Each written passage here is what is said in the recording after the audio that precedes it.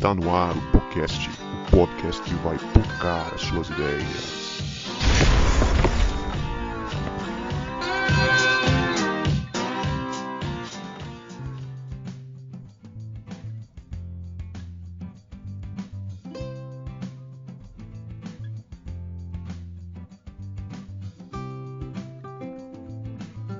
Para você que achava que a gente não voltava, a gente voltou. E este é o podcast que vai pocar as suas ideias. Meu nome é Guto e eu estou com a Leia, que assim como a Babette, gosta de demonstrar o amor e graça através da comida para as pessoas que ela ama. Se fica bom é outra história, tá, gente? Mas eu faço de coração. E aí, pessoal, aqui é a Leia. Eu tô aqui com o João, que foi comprar um pedacinho do céu, parcelado em 12 vezes, mas o cartão dele não tinha limite. Ixi, show, hein? Cartão sem limite. O passaporte é só o sangue do cordeiro. É verdade. E aí, galera, eu sou o João Marcos e estou aqui com o Guto, que quando viu a Juliana pela primeira vez, ele disse, que gracinha. Meu Deus, é muito ruim mesmo.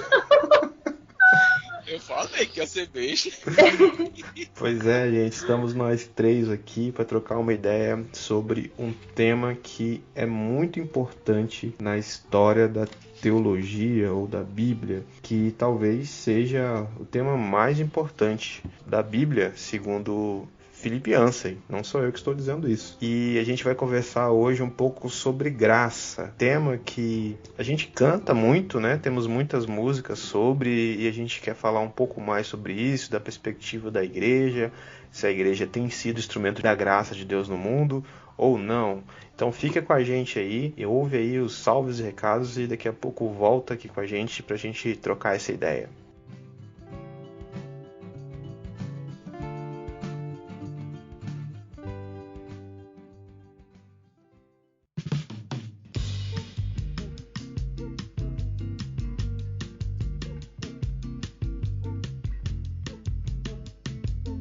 Salve, meus queridos amigos e amigas, olha eu aqui de novo para mandar um salve maroto para você que interagiu com a gente desde a última postagem do nosso último episódio, o que não me contaram sobre casamento, mas você precisa saber, e também te deixar inteirado do que acontece aqui em podcast, pocando suas ideias nessa próxima quinzena. E os salves dessa quinzena vão para Kézia Valentim, a Débora Fernandes, Rosemary Costa, Jéssica Martins, Elizabeth Paulo, Reinaldo Honorato e Celso Juliano.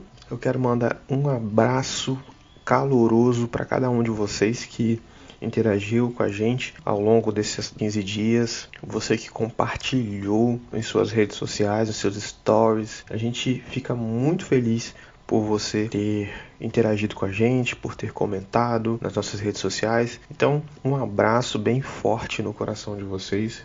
Vocês são muito preciosos e muito importantes para a família podcast. E se você quiser saber como ganhar um salve especial, basta você interagir com a gente nas nossas redes sociais. Aproveitando o ensejo, e já digo para você nos seguir no Instagram. É só você procurar por podcast, pocando suas ideias. Sim, se escreve podcast e se fala podcast. E no Twitter é Podcast Pocando. E no Facebook, Podcast Pocando Suas Ideias. Lembrando que se escreve Podcast, porque como é áudio, não tem como a gente escrever. Então melhor falar do jeito que se escreve. E você também pode se tornar um parceiro do podcast. Você pode contribuir financeiramente para que a gente siga evoluindo aqui neste podcast, comprando equipamentos melhores e, enfim, custeando alguma coisa que pode vir a aparecer de última hora para a gente pagar. Se você quiser e puder nos abençoar nesse sentido, você pode doar qualquer valor a partir de R$2 entrando em apoia.se/podcast ou entre pelo nosso Linktree ali na descrição do Instagram. É a primeira opção, você entra lá, faz um cadastro e doa qualquer valor. E a partir desse momento você está apto para entrar no nosso grupo de apoiadores, a nossa cantina. O nome do grupo será, porque ainda nós não fizemos o grupo, então eu digo, até dando uma satisfação para as pessoas que já são nossos apoiadores, Essa semana sai o grupo da cantina do podcast. E por que cantina? Porque cantina é aquele lugar que os crentes vão depois do culto para comer aquele lanche gostoso e trocar uma ideia e ter comunhão. Então, o objetivo do grupo de apoiadores é a gente estar ali trocando ideia, debatendo alguns assuntos. Enfim, é uma continuação do que a gente já faz aqui nos podcasts. E você pode ajudar muito a gente também divulgando os nossos episódios, compartilhando nos stories, nas suas redes sociais, mandando o link do episódio para algum amigo, para alguém da sua família, no grupo da igreja, que você ajuda demais a gente a divulgar o nosso conteúdo, que a gente faz com muito carinho, que a gente se prepara para fazer. Então, ajude a gente aí, compartilhe a palavra do podcast. E nesse episódio que você vai ouvir, ou que você já está ouvindo, a gente fala sobre graça, a gente faz algumas menções a uma série aqui do podcast chamado O Deus Pródigo, que a gente fez uma série de episódios e uma resenha sobre o livro. E se você não quiser ouvir toda a série, porque a gente faz muita referência a ela nesse episódio, ouça o episódio 49, que é o último episódio, que tem muito a ver com este episódio que você está ouvindo. E semana que vem tem o Poucas Palavras, o podcast de devocionais do podcast. Então, dá um feedback pra gente aí se vocês estão gostando do Poucas Palavras, que vai ser muito legal a gente saber e construir esse podcast junto com você. Então, aproveita o episódio aí que tá muito legal.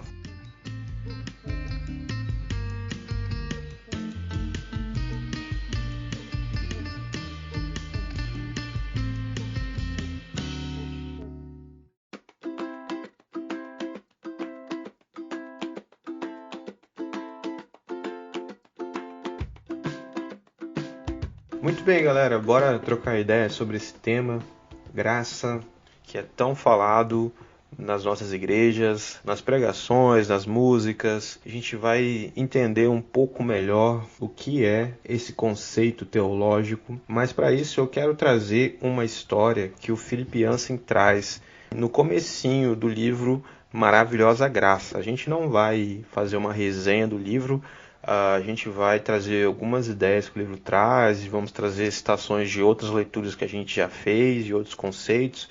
Vai estar linkado aqui no post original desse episódio um texto do João Marcos também. E as referências que a gente vai citar aqui, eu acho que dá pra gente colocar também, né, João? Você que é um cara organizado aí nesse sentido, você ajuda a gente. Sim, tamo junto. Nas citações aqui, para quem sabe você ler depois essas indicações de leitura. E aí o Philip Yancey, ele traz uma história que ele conta em outro livro dele, O Jesus que eu nunca conheci. A história de um amigo dele que trabalhava com pessoas marginalizadas em Chicago. E eu vou ler essa citação. E diz bem assim: uma prostituta veio falar comigo e contou que passava por terríveis dificuldades, sem lar, doente, incapaz de comprar comida para si e para a filha de 2 anos de idade. Entre soluços e lágrimas, contou-me que estivera alugando a filha, de 2 anos de idade, a homens interessados em sexo pervertido. Ela ganhava mais alugando a menina por 1 hora do que podia ganhar ela mesma em uma noite. Tinha de fazê-lo, dizia, para sustentar o vício das drogas. Eu mal aguentava ouvir a sua história sórdida. Em primeiro lugar, porque eu me sentia legalmente responsável, tendo de denunciar os casos de abuso contra crianças. Mas naquele momento eu não tinha ideia do que dizer àquela mulher. Finalmente perguntei a ela se nunca havia pensado em ir a uma igreja para pedir ajuda. Nunca me esquecerei do olhar assustado que vi em seu rosto. Igreja? Ela exclamou. Por que eu iria a uma igreja? Eu já me sinto terrível o suficiente. Eles vão me fazer sentir ainda pior. E aí o Tim Keller, a mania, fazer gravação do Tim Keller é sempre, Tim né? Keller, rapaz. Ai. Aí o Yancey continua. O que me impressionou na história de meu amigo é que mulheres muito parecidas com aquela prostituta procuravam Jesus, não fugiam dele. Por pior que a pessoa se sentisse a respeito de si mesma, ela sempre o procurava como refúgio. Será que a igreja perdeu esse dom? Evidentemente, os desvalidos que recorriam a ela quando ele vivia na terra já não se sentem bem-vindos entre os seus discípulos. O que aconteceu? Então, o Yancey, ele levanta um questionamento para a gente aí, né? Que essa galera que era marginalizada, essa galera que vivia em situação de pecado mesmo, quando Jesus viveu seu ministério na terra, essas pessoas não se sentiam intimidadas por Jesus. Muito pelo contrário, elas se aproximavam dele, eram acolhidas por ele. E o que aconteceu com a gente? Por que essas pessoas não se sentem mais à vontade em nosso meio? E é sobre isso que a gente vai conversar nesse episódio. E para isso eu queria que a gente já começasse, João e Leia, trazendo uma definição bíblica ou teológica sobre graça. O que vocês trazem para a gente começar a trabalhar esse conceito? Bem, Leia, quer começar? Não, quem sou eu? Eu que sou mulher samaritana, eu deixo aí com os pastores. Para começar, né, uma definição bem simples que fazem sobre graça é você receber um presente sem merecer. Isso é algo bem comum a gente ver na conceituação de graça. Só que é interessante que a gente pode ter uma conceituação um pouco melhor, como o Guto falou, teológica, né, bíblica e tudo, como sendo um dom, ou então uma virtude especial, algo bom concedido por Deus como meio de salvação ou santificação. E alguns escritores bíblicos eles tratam a graça como sendo a presença e o amor de Deus em Cristo Jesus transmitindo aos crentes pelo Espírito Santo, e que ele lhes concede misericórdia, perdão, querer e poder para fazer a vontade de Deus. Ou seja, aquela nossa vontade de buscar a Deus, aquela nossa vontade, mesmo que a gente ainda não tenha, né, reconhecido Jesus como Senhor da nossa vida, né, o interesse de buscar a Deus, de pedir perdão, a graça e misericórdia de Deus no momento de aflição, isso nada mais é do que uma iniciativa de Deus, né? Porque graça é algo que vem da iniciativa de Deus, onde Deus é quem busca o pecador para permitir que o pecador, né, se arrependa dos seus pecados e receba a salvação que é dada por meio de Jesus Cristo. E aí tem a própria graça comum, que é aquela graça que Deus concede por meio da sua revelação natural, ou mesmo através da palavra, de forma que as pessoas tenham a oportunidade de conhecer a sua mensagem de salvação. Isso, então, sempre partindo do quê? Da iniciativa de Deus. Então, o que seria a graça? Para finalizar, graça é a iniciativa de Deus que nos dá um presente, uma virtude para que nós tenhamos a oportunidade de sermos salvos. Eu achei que você ia mandar aquela clássica, né? Graça é favor e merecido. Mas não mandou, não. Mas eu falo aqui agora. Porque eu usei o paralelo, né? Que é um presente que você ganha sem merecer. E esse paralelo aí tem a ver com a minha introdução, né? Que eu falei da Babette. Quem nunca leu nada sobre graça, né? Se você não leu o Deus Pródigo e se você não leu o Maravilhosa Graça, talvez você não saiba que referência é essa, né? Tem até um filme com esse tema, Festa de Babette. Essa personagem, ela é trazida tanto pelo Yancey como o Keller nos seus livros que eu citei aqui, que é uma narrativa, uma ficção, conta a história de uma refugiada francesa que ela sai da guerra, né, civil francesa e acaba se refugiando, sendo recebida em uma comunidade cristã de origem luterana. E essa comunidade ela é bem característica para a gente entender esse conceito de graça, né? É uma comunidade de pessoas que não se falavam, que tinha gente ali dentro que dava golpe nos outros, que antes era uma comunidade vibrante, que cantava e com o tempo só 11 pessoas frequentavam a igreja.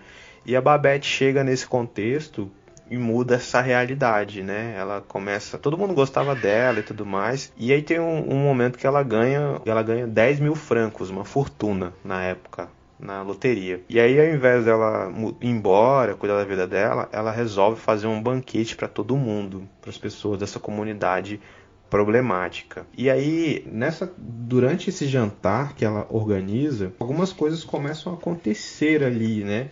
De tão boa que era a comida da Babette, as pessoas que estavam brigadas, elas começam a se falar, né? O irmão que era sem vergonha, que dava golpe nas pessoas, ele confessa que ele era ladrão e tudo mais. Aí o Yancey fala, né, que o coração das pessoas começou a ficar quente, a comida começou a aquecer as pessoas.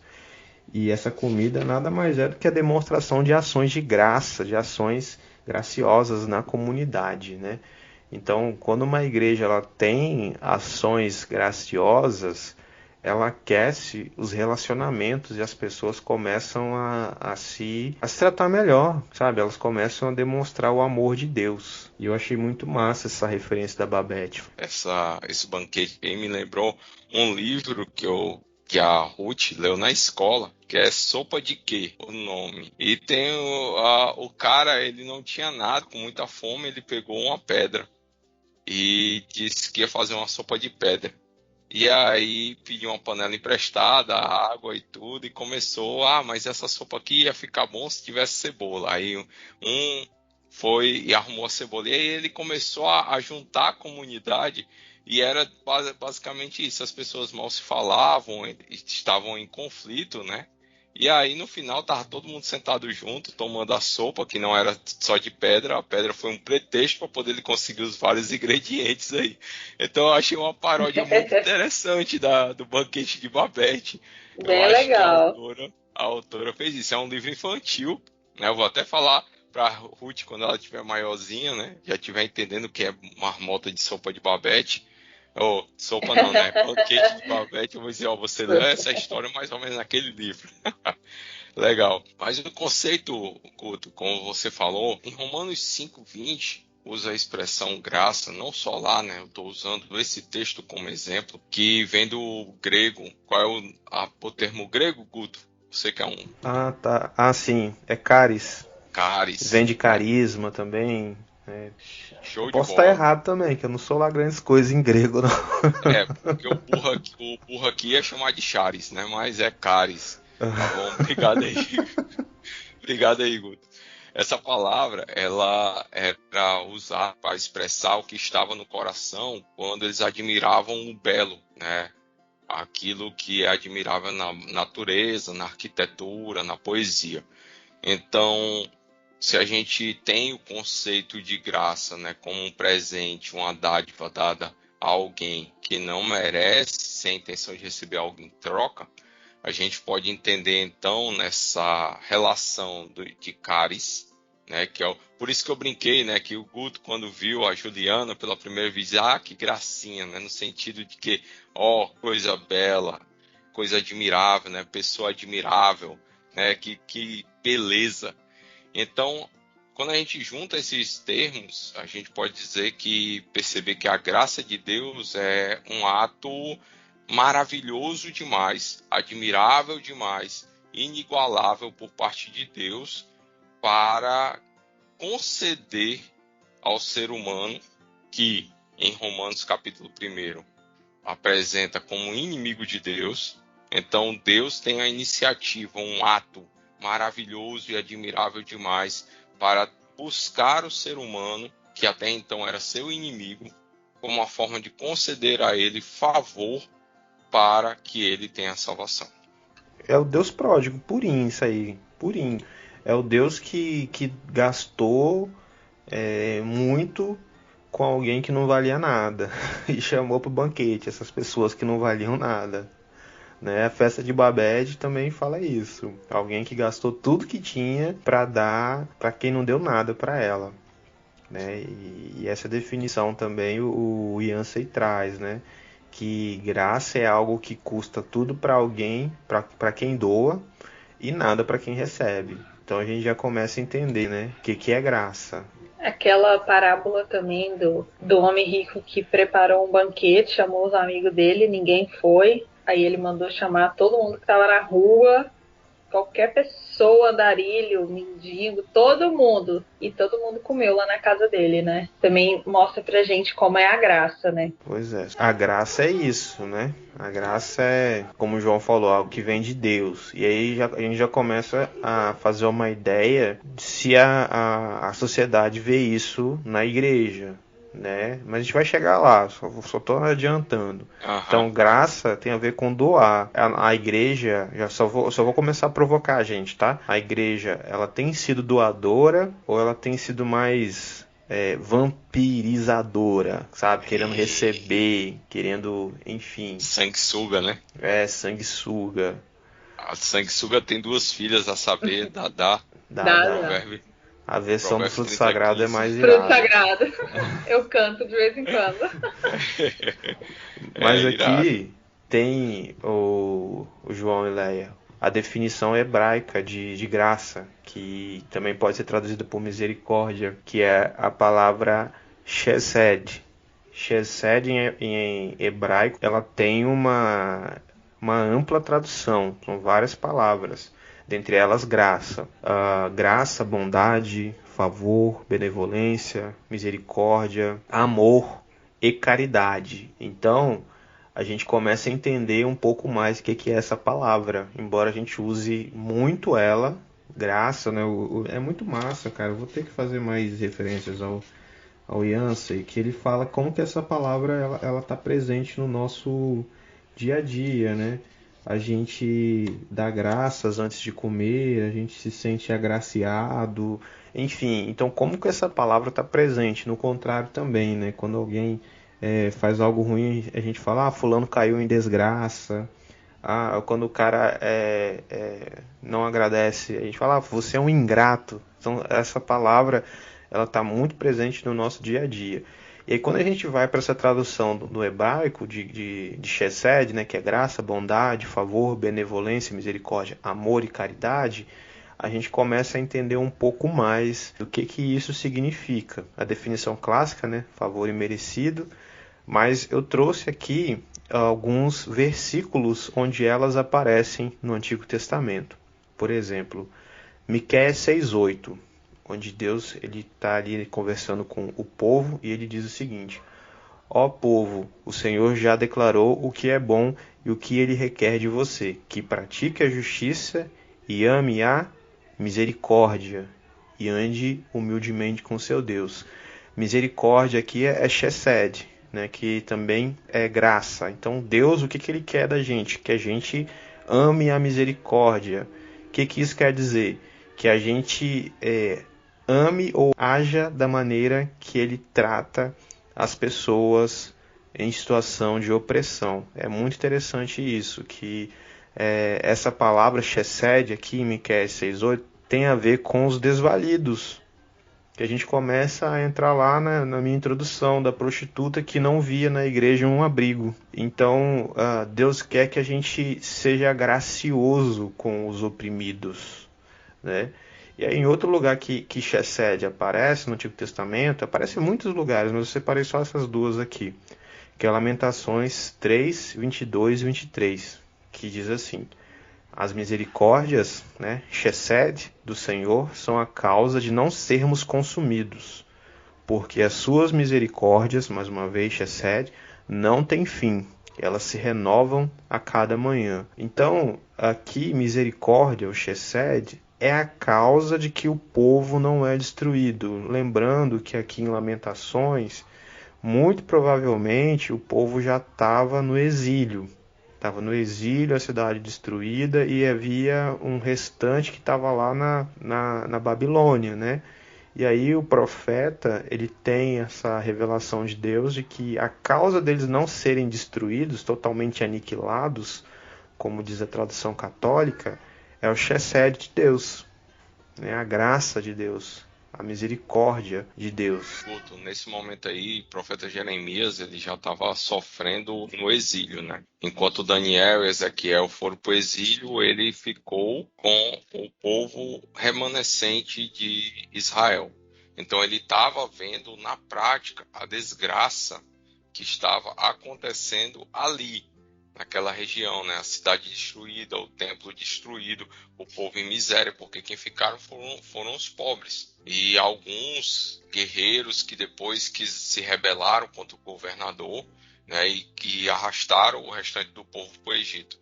Então, esse momento aí que ele fala que a graça de Deus é que não faz com que eles sejam consumidos, era no momento de muita crise, né? Situação realmente perigosa, de risco de vida para o restante da população. Então ele percebeu que, mesmo diante daquela situação, era a graça de Deus que ainda os mantinha vivo e mantinha um remanescente de Israel, que voltaria ao futuro. Ele, né, o próprio profeta Jeremias havia anunciado que o povo iria voltar em 70 anos. Então havia esse clima que a graça dá, que é justamente de esperança, né? A graça de Deus, ela nos dá esperança.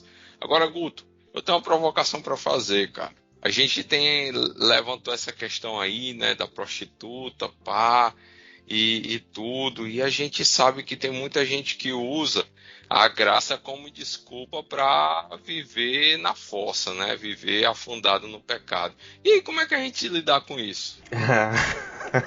Para mim, logo você faz. Não, para vocês. Na verdade, é uma provocação para a gente pensar, né? Porque a gente não pode confundir, porque a graça de Deus é uma iniciativa de Deus para a salvação. Mas às vezes a gente diz assim que acha que não custa nada para a gente. Realmente, a iniciativa de Deus não custa. Mas no livro O Deus Pródigo a gente tratou sobre isso também na série. Mas ela custa a vida ao ser humano, né? Porque isso, no livro do Timothy Kelly mesmo, ainda de qual é a página? Calma, explica isso direito. Ela custa a vida ao ser humano, explica isso devagar. Vamos lá. Calma aí. Deixa eu só ver aqui a referência direitinho. Beleza. Custa a vida ao ser humano, porque como é que a gente recebe a graça mediante a fé? E essa graça, ela é concedida para aquele que crê em Jesus Cristo. E qual é a condição da gente depositar nossa fé? É a gente negar a si mesmo, tomar a cruz e seguir. Isso é custar a nossa própria vida. A gente entrega a nossa vida, a gente abandona, a gente nega a si mesmo para a gente tomar a cruz de Cristo. E o custo que tem também é a própria vida do Filho de Deus, que é ele quem justifica e perdoa os pecados e condena o pecado também, né? Isso está no capítulo 1 do livro Discipulado, de Bonhoeffer. Porque a gente costuma confundir a graça com aquela situação onde Deus ele aceita os pecados do pecador, né? Onde não há um arrependimento, onde não tem uma necessidade de libertação, onde a gente busca justificar o erro, o pecado. E, na verdade, a graça de Deus, ela justifica o pecador, salva o pecador e transforma o pecador. Então, a gente não pode confundir essa graça. É como o próprio Bonhoeffer que fala, né, que a graça é como se fosse uma fatura paga antecipadamente para sempre. Ou seja, você tem um cartão free para gastar o que quiser, mas você não pode usar essa graça para usar em desperdícios, em coisas que não vão contribuir, não vão levar o bem para você e outras pessoas. Eu lembrei do que você escreveu no texto, citando Bonhoeffer lá, Deus justifica o pecador e não o pecado. Isso. Né? Que é o conceito de graça barata, né? Porque a graça, para nós, ela veio de graça, mas custou a vida de Cristo. Só que o discipulado vai custar a nossa vida inteira, né? Porque você está abrindo mão de si para seguir a Cristo. Então, parece que é simples, mas é complicado, mas é simples. É simples porque é uma iniciativa de Deus. Se fosse... A gente busca complicar a graça, cara. A gente busca... Paulo, ele chama diversas vezes a atenção em 1 Coríntios, em Romanos também. Então quer dizer que eu sou salvo pela graça, eu posso viver em pecado? Ele disse de maneira nenhuma. Por quê? Porque a gente vai reconhecer a graça como sendo o presente de Deus e eu vou valorizar esse presente e vou usá-lo da melhor forma possível na minha vida, né? Com alegria, ainda mais, com alegria. É Paulo também que fala, né, que a gente foi comprado não com coisas perecíveis, né, mas com o precioso sangue de Jesus. Acho que até nesse texto mesmo que você citou, né, de não pecar para que a graça aumente. Eu acho que é nesse texto, não sei, tá, gente? Só me ocorreu me lembrando. Eu acho que a gente às vezes, sei lá, acho que às vezes a gente não percebe o dom da graça, a gente não entende, porque acho que a gente fica muito mal acostumado, né, com aquele ditado de que quando a esmola é grande, o santo desconfia, né? Como que pode alguém me dar a vida? E a gente, no fundo, sabe que a gente não merece. E aí a gente fica, o que será que tem atrás? Né? Igual o Guto falou, a gente usa muita palavra graça. A gente sempre vai atrás de uma coisa que é graça, né? Que é de graça, que é grátis. Pô, isso aqui é grátis, vamos lá.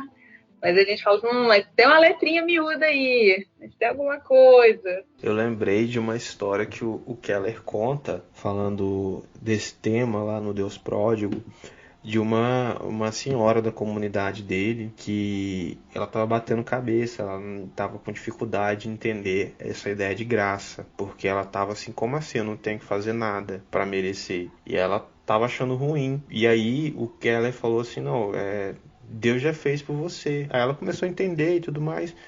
E ela falou assim, não, então você está me dizendo que eu aceito isso, mas é como se eu estivesse assinando um contrato em branco, que eu vou ter que... eu vou ficar devendo tudo também para esse Deus. E ela só aumentou a crise dela. Uhum. Porque quando você entende que o que te foi dado é incalculável, custou muito para alguém, você também vai entender que você está em um débito permanente com essa pessoa que você não vai dar conta de pagar. Por isso que a única forma de você pagar é você entregando sua vida para essa pessoa. Isso aí, dá a vida também por isso, né? Eu acho que também acaba trazendo um pouquinho de confusão, assim, não confusão, né? Crise, igual essa senhora. Da gente achar que a gente pode pagar, né? Não, vou quitar minha dívida e acabou. Vou ficar 1 ano na igreja, indo todo domingo fazendo tudo, pá, zerei a dívida. É muito, assim, ruim a gente ficar devendo uma coisa pra alguém. Eu não sei se vocês têm essa sensação. É tipo, não, eu quero quitar logo esse favor que o fulano fez pra mim, pra acabar, nunca mais não te devo nada, você não me deve nada, amém. Mas é difícil. E nunca a gente vai conseguir, né?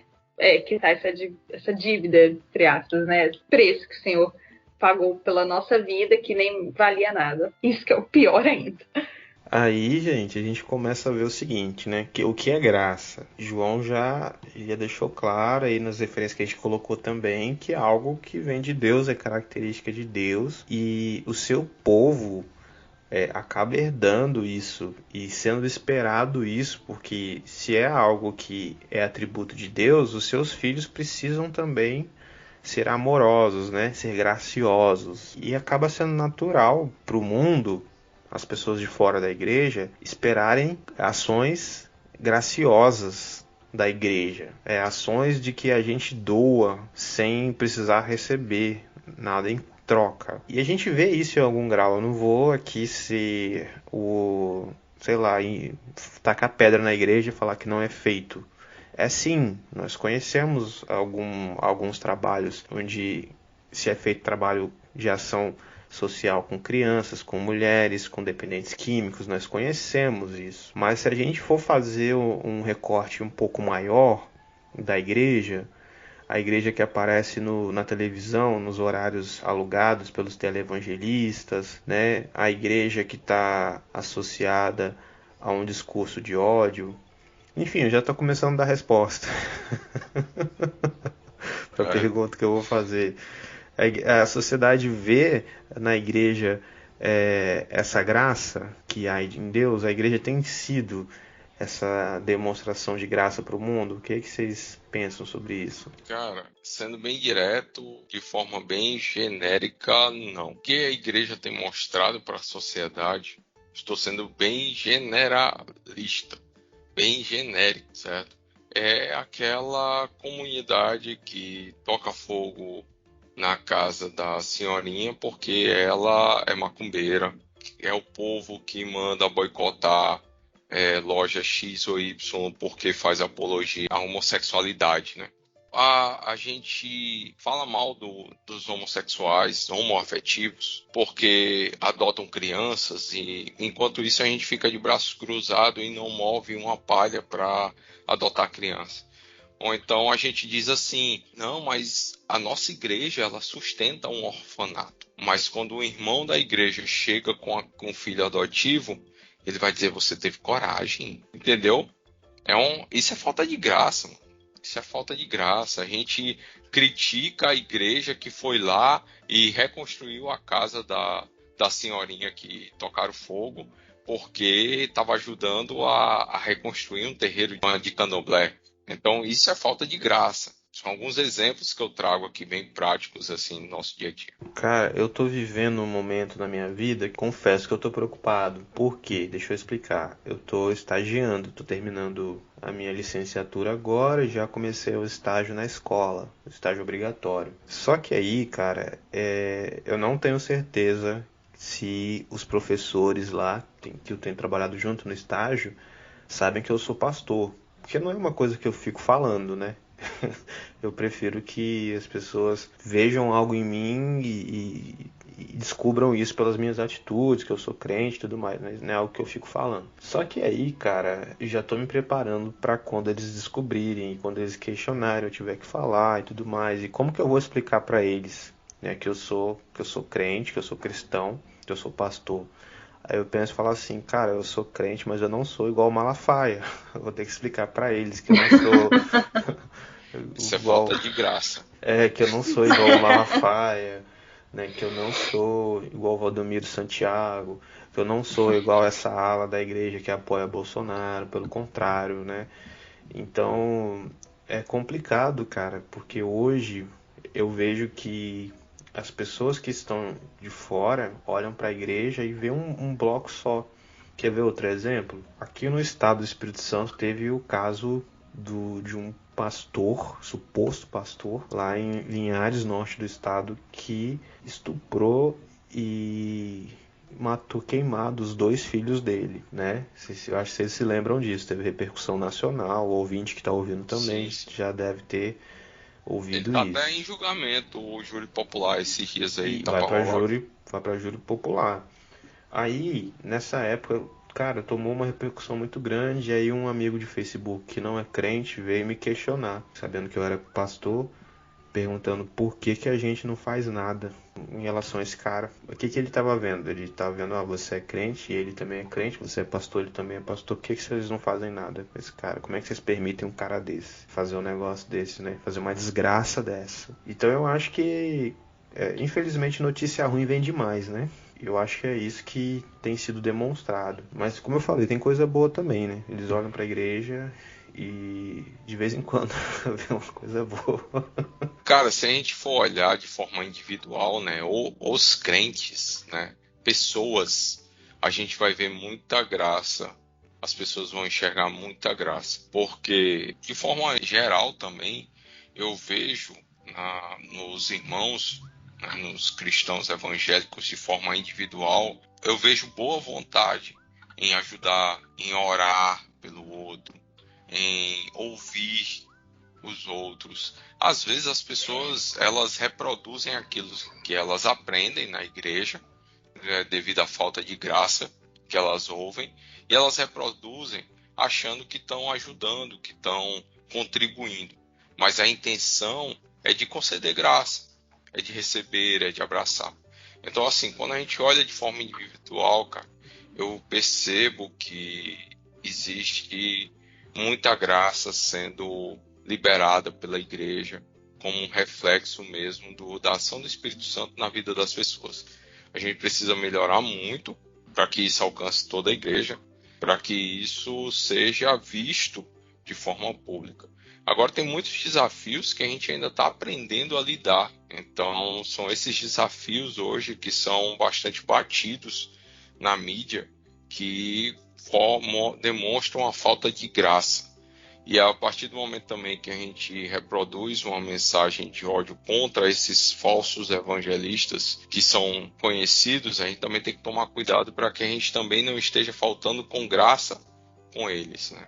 Que a gente tenha um coração pronto a perdoar, que a gente conceda, a gente ore por eles, mas repreendendo-os na falha, no erro e lançando por terra, né, contestando por meio das escrituras sagradas aquela palavra, aquela heresia, aquele ensino falso que está sendo pregado. Eu concordo com vocês, assim, acho que a gente tem muito a melhorar, mas a gente também tem feito bastante coisa. Acho que lembrando do que a gente estava lendo no livro do Deus Pródigo, que eu não sei assim, se é por maldade nossa, se a gente se acomodou, se a gente aprendeu a ter esse comportamento dentro da igreja, mas a gente age como o filho mais velho, como se a igrejinha, o espaço ali fosse nosso e não dá para dividir mais com ninguém, como se a gente fosse muito egoísta, assim. Aí eu, né, não sei se é por mau coração ou se a gente faz isso inconscientemente, porque a gente aprendeu a ser assim. E a gente acaba não compartilhando da graça de Deus mesmo, não apenas com projetos sociais, com ajuda, que com certeza é muito válido, mas do próprio evangelho, né? Da própria graça de Deus que veio para salvar o pecador, que veio para te libertar, o meu vizinho, meu colega de trabalho. Às vezes a gente está se fechando, às vezes dentro da igreja, como o irmão mais velho, né? Do Deus pródigo, que ficou com muita raiva quando o irmão dele volta e o pai dele aceita. Às vezes eu acho que a gente pensa que a graça chegou pra gente e o fim dela é a gente. Ai, que bom que eu tô salvo e que bom que eu vou pro céu. O outro que corre atrás. É meio complicado, assim, pensar nisso. Eu sei que eu também, né? Não vou dizer que eu também não faço isso. Mas eu não sei se é por malvadeza da gente, ou se por não ter noção, se por, sei lá, ou se porque a gente vai sendo ensinado assim, ou se falta um discipulado, assim, na gente para chamar a gente assim, ó, o que você está fazendo? A graça chegou para você, e com quem que você está repartindo ela, com quem que você está compartilhando, como que você está compartilhando, de que jeito que você vai levar agora isso que chegou até você, a graça de Deus que te salvou, de que forma você vai fazer ela chegar para a próxima pessoa, né? Aí lembrei até do hino que a gente cantava, do cantor cristão, que estou fazendo se sou cristão, se Cristo deu-me total perdão. Aí fala que tem gente que não tem o que comer, tem gente que não tem acesso à alfabetização, e eu não estou fazendo nada, as injustiças estão no mundo, e o que eu estou fazendo se eu sou cristão? Lembrei desse hino, nunca mais a gente cantou, nunca mais ouvi ninguém cantando. Um hino belíssimo. É interessante que normalmente por conta daquela fala de Jesus lá em Mateus 25, quando a gente, hoje ainda mais que a gente está vivendo esse momento de crise, né? A gente olha para lá e vê assim, eu tenho que demonstrar a graça de Deus por meio da ação social, né? De ajudar os que estão passando necessidade, de visitar, né, aqueles que estão precisando e tudo. Só que tem coisas bem mais simples que a gente pode fazer, né? Por exemplo, no trabalho mesmo, como tu deu o exemplo aí de onde ele está dando aula. Quando a gente demonstra um comportamento mais moderado, sóbrio e também amável, as pessoas percebem, né, a graça de Deus. No momento de dificuldade, elas vão nos procurar, vão procurar os servos de Deus para conversar. Ou então estão com uma dúvida, um questionamento, está passando por uma situação difícil, você percebe que a pessoa mudou o comportamento dela. Ontem estava felizona, hoje está meio triste. Opa, peraí, aconteceu alguma coisa? Você está bem mesmo? Então, coisas simples que a gente não precisa dispor de coisas materiais, mas dispor de tempo, de atenção. Acolhimento, né? Acolhimento. Isso Eu, mesmo. eu acho que falta, cara, acolhimento, né? É porque a gente acaba indo para obras de misericórdia, né? Falando em demonstração de graça, porque isso, quando a igreja faz isso, parece que é irresistível para esse mundo, para essa sociedade, que aqueles malucos, sempre foi historicamente, né? Que aqueles malucos lá, maltrapilhos, estão cuidando de gente. Que a igreja sempre foi esses malucos maltrapilhos, perseguidos, que cuidavam de gente que nem era deles. Então, quando a igreja cuida das pessoas, desses desvalidos, quando a igreja acolhe, aí vai lá um jornal, faz a matéria, né? Aparece na rede nacional. Nossa, verdade. Cara, como que isso grita a graça de Deus, é algo irresistível, né? Que o Jansen vai dizer que a palavra graça contém a essência do evangelho. Então, quando a gente é gracioso, quando a gente acolhe, a gente está mostrando a essência do evangelho. Jesus ali com aquela mulher adúltera, o que ele fez? Ele acolheu. Ela estava em adultério, ela sabia que estava em adultério, não apedrejou, não bateu nela. Ele chegou, acolheu, defendeu os direitos humanos dela quando não existiam direitos humanos, defendeu a dignidade dela como pessoa humana e falou pra ela, vai, não peques mais, cara. Amém. Assim, eu já tô pensando lá na frente. Depois a gente volta. Mas já vou entrar nessa pergunta, porque eu já estou pensando nisso, senão eu vou acabar perdendo. De que maneira a igreja de nossa época pode ser esse refúgio para esses desvalidos, né? Como Jesus era, sem baratear a graça. Eu vou entrar aqui, depois se vocês quiserem voltar, vocês voltam, tranquilos. E eu coloquei aqui, refletindo no que vocês falaram também, é que essas demonstrações de graça na igreja, elas são muito comuns na periferia da igreja, nas periferias da igreja. Como que quer dizer as periferias da igreja, né? De maneira individual, nas pessoinhas, nas irmãs que cuidam, dos irmãos que cuidam, ali coisas que ninguém tá vendo, sabe?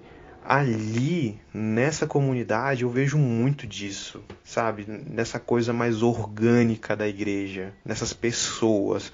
Aí eu sinto dificuldade de ver isso no modo institucional da igreja, no culto da igreja. Tudo bem que ali o objetivo do culto é Deus, sabe? Deus, ele é a nossa plateia no culto. Eu sei o que é isso. Só que eu tô lendo um outro livro, cara, que ele é muito louco, que é o Você é o que você ama, o poder do hábito. Que ele vai falar que o culto, ele não é só algo que é produzido por nós, mas Deus também age nessa adoração. Então, a adoração é algo que nós participamos, mas que Deus também produz em nós. A mesma ideia da graça que João trouxe, é algo que vem de Deus. E esse ambiente do culto é onde Deus também calibra o nosso coração, onde Deus molda o nosso coração. Então, o que eu estou querendo dizer com tudo isso? Eu acho, olhando aqui, de que maneira a nossa igreja, a igreja da nossa época, pode ser refúgio para essas pessoas. Cara, eu não sei como de maneira prática, mas tem que ser algo que demonstre acolhimento, sabe? Nas nossas liturgias, em tudo que a gente fizer ali. Isso que está na periferia da individualidade, dos relacionamentos que aparecem, do cuidado, de alguma forma a gente tem que fazer transparecer no nosso culto, enfim, de maneira institucional na igreja. De forma prática, cara, a gente precisa quebrar um pouquinho da nossa posição de juiz. Não no sentido que a gente não possa julgar, no sentido de dizer o que está certo e o que está errado. Isso aí não. Isso aí a gente precisa como igreja, porque o evangelho ele nos dá toda a base para isso. Agora a gente precisa entender, e assim como eu, o outro também é um pecador, e que merece a graça de Deus, que também carece da graça de Deus. E quando eu olho para mim não como um justo, mas sim como um pecador que foi justificado pela iniciativa de Deus, eu posso olhar para ele como sendo alguém que erra assim como eu. Alguém que é igual a mim, está no mesmo nível que eu. Então, o primeiro passo que a igreja precisa ter, que nós como igreja precisamos ter, sair do pedestal, sair do nosso pedestal de santo e nos colocarmos no mesmo nível dos outros, certo? E a partir daí a gente começa a entender que não é um pecado específico que é mais digno de punição do que o meu, mas sim que tanto o pecado dele quanto o meu são passíveis de punição. Mas se nós confessarmos os nossos pecados, Deus é fiel e justo para perdoar os pecados e purificar de toda injustiça. Então, acredito que esse é o primeiro passo. E aí, a gente, quebrando isso, a gente vai ter um coração mais aberto para aconselhar aquele que cometeu um erro. E se for um erro judicialmente, né, legalmente, que deve ser punido, orientar para que se entregue, que vá à justiça, que vá à delegacia e se entregue, e que não cometa mais aquele crime. Mas se for algo que não é legalmente punível, né, mas que se arrependa dos pecados também. E aí a gente vai ter um diálogo melhor. E a gente quebra um pouquinho desse negócio. Você está em pecado, você aderiu, você fez tal coisa.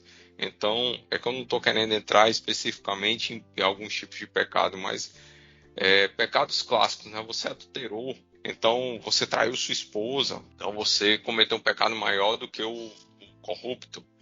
Então, o empresário corrupto que está na empresa, então esse eu vou tratar de forma diferente do que o outro. Não, vamos considerar que todos são pecadores, todos são pecados.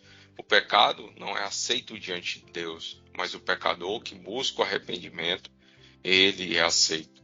Então, esse passo eu acho importantíssimo nesse momento para poder a igreja conseguir ser conciliador e ser refúgio para aqueles que estão precisando. Uma parada que eu lembrei também é do Proibida a Entrada de Pessoas Perfeitas, que ele vai dizer que graça não é aceitação. A graça, ela supera a aceitação. Porque a aceitação, ela pressupõe você aceitar qualquer coisa. A tolerância, né? A tolerância, você tolera coisa que você não concorda, sabe? Você tolera até o erro. Alguém que está em erro, porque como a gente vive nessa época da pós-verdade, né? Que não existe uma verdade, tudo é muito subjetivo. Então você tolera até mesmo algo que é ruim, né? Então a aceitação tem a ver com a tolerância. E aí a graça, ela supera a tolerância e a aceitação no sentido de que ela vai se importar com o que é bom para você. Então o amor, ele não vai aceitar tudo. O amor, ele vai apontar o erro com essa graça toda que a gente já tem falado, como Jesus ali com aquela mulher adúltera. De maneira nenhuma ele passou pano, passou a mão na cabeça dela.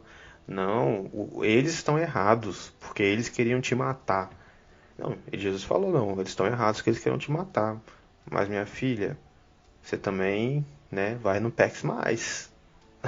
Então eu acho que a graça é isso aí. O amor é você se importar com o cuidado, né? Não é só a aceitação cega, mesmo que a pessoa esteja indo pro buraco, mesmo que a pessoa esteja indo fazer algo que vai fazer mal a ela. O famoso versículo que não está na Bíblia, né? Faça a tua parte que eu te ajudarei.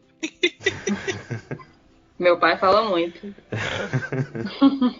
O versículo que não está na Bíblia. Que Não, e tem aquele provérbio que diz, né? O pai ama o filho quando ele corrige, né? Então, isso é Deus. Se fosse assim, Deus não teria corrigido o povo de Israel. Quando a gente olha para o Antigo Testamento, a gente vê justamente um pai que disciplina o filho que ama e que trabalha para que o filho venha corrigir os seus atos. E aí você pode dizer, mas Deus fez com que o povo fosse para o cativeiro, ele fez com que o povo sofresse, parte do povo morresse até. E tudo, que pai é esse? Sim, é o pai que preserva a vida do filho, que ele preservou parte dos remanescentes, parte do povo, para que eles pudessem voltar para a terra e repovoar.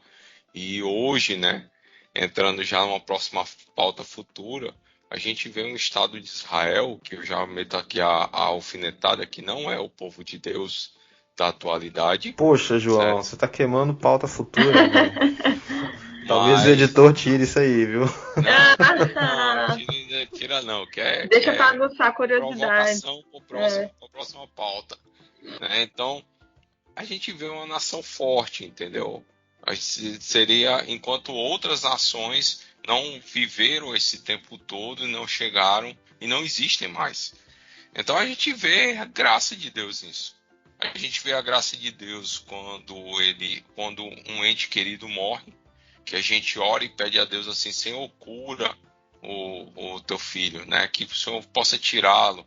E aí Deus vai lá e cura, porque ele vai para o novo céu e para a nova terra, vai viver a eternidade diante de Deus. Isso é graça.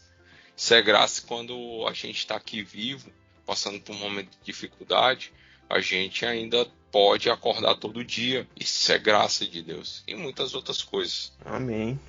Massa demais. Por mim já encerrava.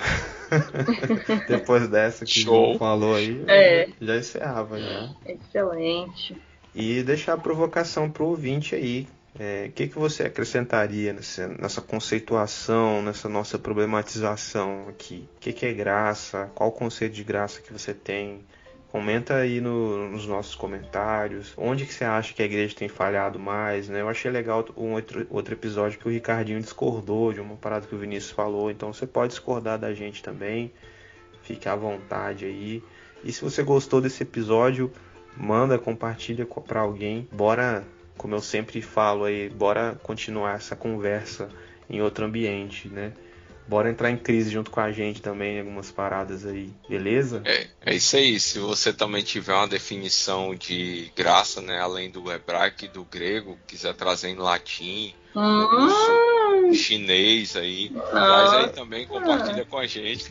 Ou corrigir a gente, porque nenhum de nós é especialista em línguas bíblicas, né, João? Rapaz, nem português, nem cearenseis eu sei mais, nem hebraico. A gente arranha, a gente pega os léxicos e vai arranhar, né? Pega lá e igual aquele cara que toca violão de bêbado, tá ligado? 4 notas, é isso aí, sou eu com o grego e com o hebraico, 4 notas. É isso aí. Muito bom, vocês. E é isso aí, gente. Então eu fico por aqui com um abraço no seu coração. Um cheiro, galera.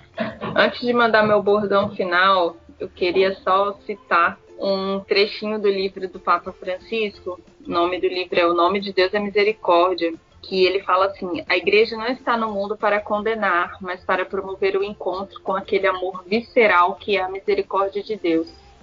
Para que isso aconteça, é necessário sair das igrejas e das paróquias, sair e ir à procura das pessoas onde elas se encontram, onde sofrem, onde esperam. Amém. Agora o É cancelamento vem para esse podcast comunista católico. Esse podcast é Tim Maia, vale tudo. E é isso, espero que vocês gostaram. E é isso aí, gente. Tchau, tchau. Valeu.